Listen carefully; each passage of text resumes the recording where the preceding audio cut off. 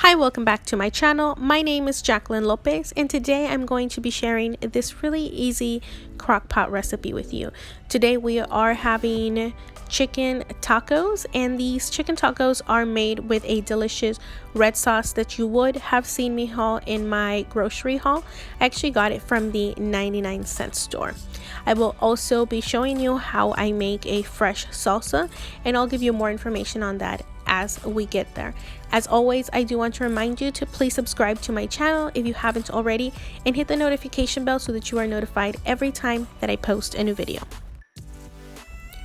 First of all, we're going to start with our crock pot, our red sauce, and our chicken breast. I believe I have about 6 chicken breasts, which is equivalent to about 2.5 pounds.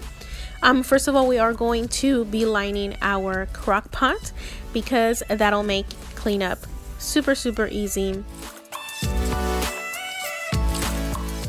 First, we're going to add the chicken to the crock pot. I am using fully thawed out chicken breast. Keep in mind that if you use frozen, you will need to keep your chicken in the crock pot a little bit longer because it will need that extra cook time. Then I'm going to add the red sauce on top of the chicken breast. Now, I break all the rules, kind of do whatever I want. So I'm not following the directions which say to add less meat. I'm using more meat, and I'm not adding any of the stock that it says to add. So you do need to add the seasoning that it would usually get from that in the form of salt and pepper. And we are going to be setting this to high and leaving it on for about 4 hours.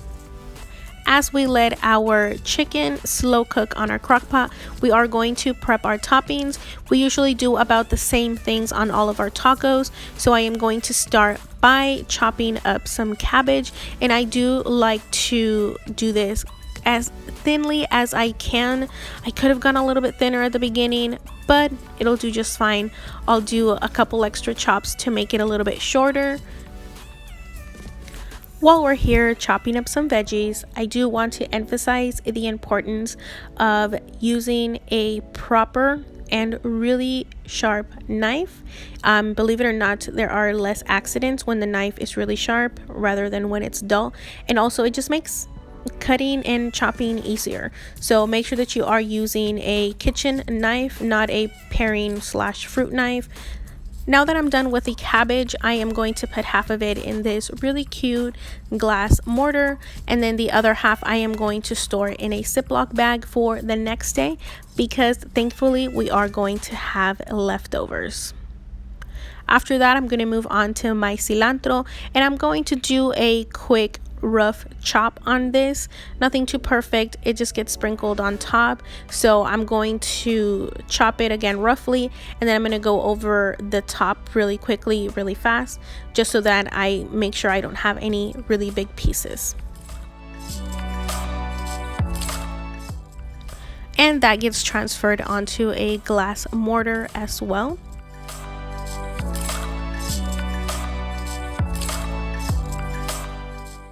Now onto our salsa. Now there's no specific reason as to why I am pairing this salsa with these tacos. This is just what I was feeling like. This salsa is known for different names. Some people call it just fresh salsa. Other people call it pico de gallo or salsa bandera. And it is the easiest salsa to make because it requires very little ingredients. You don't need to cook or mix or liquefy or any of these ingredients. All you do is chop up your veggies. I like to do mine a little bit bigger than what you would normally use, just because I love the taste of these ingredients on their own and together. So I cut it a little bit bigger than most. So I am starting with my tomato. I did use 2 tomatoes, I think. I already forgot. 1 or 2 tomatoes. And then I am going to be using some jalapeno peppers, and I'm not deveining mine because I like my salsa to be spicy. It's up to you if you devein your jalapenos or not.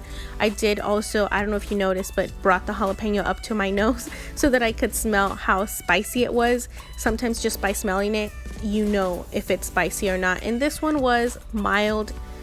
So again, I left all the seeds and all the veins and everything because I wanted the salsa to be spicy.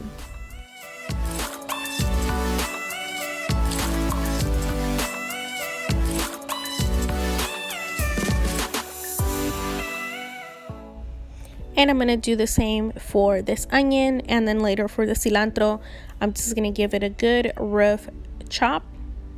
And you'll see me also transfer over to a different little serving mortar because clearly it does not fit in this tiny glass one.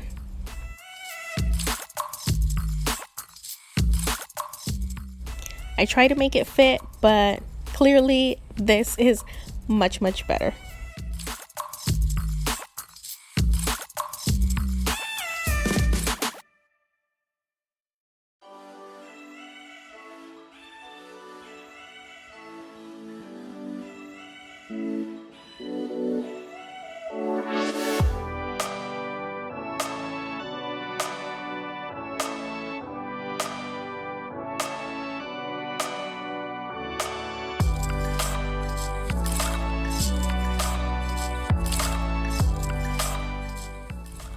And of course, we're going to add some salt to taste and some fresh lime juice.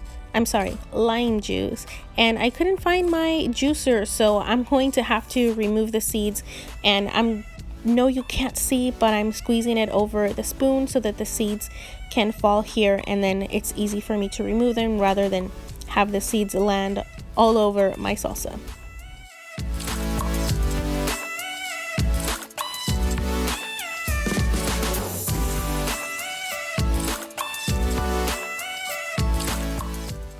And I'm also going to add some tajin. I recently learned about this trick, and let me tell you, it makes a really good difference in your salsa to add just a little bit of tajin. It just brings up all of the flavors. But it's completely optional, so you can omit it if you'd like.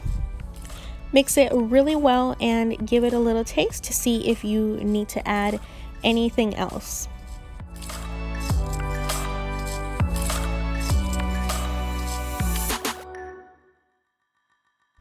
And that's it for this super quick and easy salsa. Now I am going to clean up a little bit because I have to go pick up my son from school. When I'm back, we'll carry on with the next steps.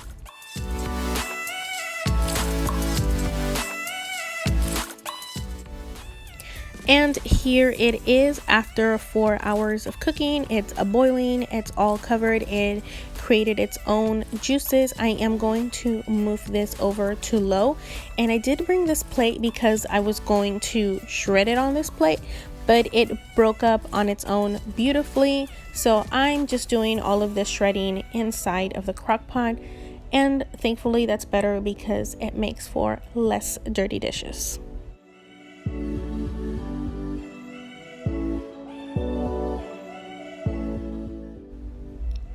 Now that our chicken is nice and shredded, it is taco assembly time. Off camera, I did heat up these corn tortillas, and let me tell you, corn tortillas are the way to go with tacos. And all I'm going to do is add some chicken to my tortillas. This is my plate. I usually feed my child and my husband first, but my husband was still at work, and for the sake of the video, I did prepare mine first. Sorry, son, I love you. Now we're going to move on to our toppings, and again, we top them all the same. We just use some cabbage, some cilantro. I didn't add any to my tacos, which I didn't notice until now that I'm editing, but they still tasted amazing. And then some of our delicious fresh salsa. Now that's it for these tacos. They taste amazing. If you find this red cooking sauce at your 99-cent store, buy it because it's good, and they do sell it at other stores. It's not just available there, so I highly recommend. If you can't find this one, Walmart and other stores usually do carry some type of red cooking sauce, or anything that says Mexican red cooking sauce is what will work for you. Let me know in the comments down below if you have any questions on these tacos, or just any questions that you may have for me. As always, thank you so much for watching. I hope that you enjoyed it as much as I enjoyed eating my tacos. Please subscribe to my channel if you haven't already, and have a very good rest of your day. Bye bye.